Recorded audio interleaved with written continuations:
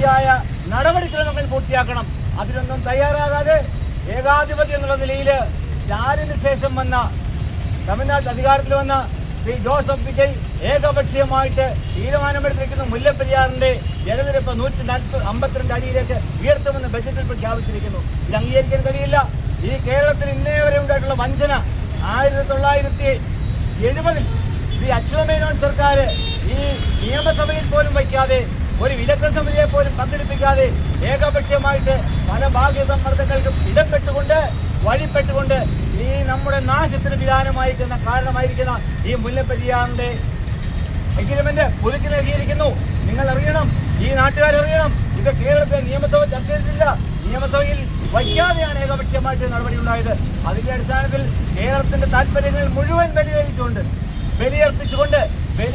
നമ്മളെയൊക്കെ നാളെ വീരാ ദുരന്തത്തിലേക്ക് അന്തർദേശീയ റോഡ് IIT എന്ന് പറയുന്ന വിദഗ്ധ സമിതി അടക്കം പറഞ്ഞിരിക്കുന്നു.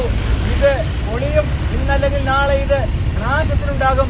ഒരുപക്ഷെ ഹിരോഷിമയിലുണ്ടായ ദുരന്തത്തിന് സമാനമായ രീതിയിൽ ഒരു സംസ്ഥാനം തന്നെ ഇല്ലാതാകുന്ന, അല്ലെങ്കിൽ സംസ്ഥാനത്തിന്റെ പകുതിയോളം ഇല്ലാതാകുന്ന വലിയ ദുരന്തമാണ് വരാൻ പോകുന്നത്.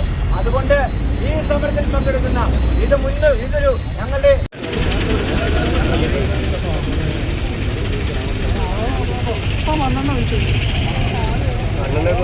പക്ഷേ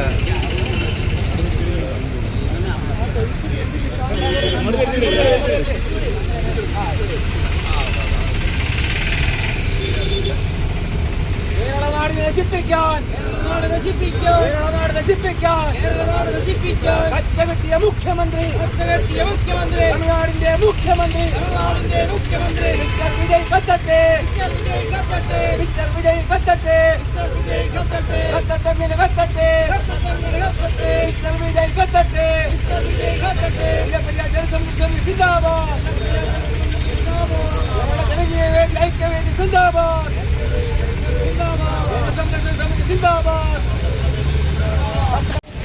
പൈസ തിരിച്ചു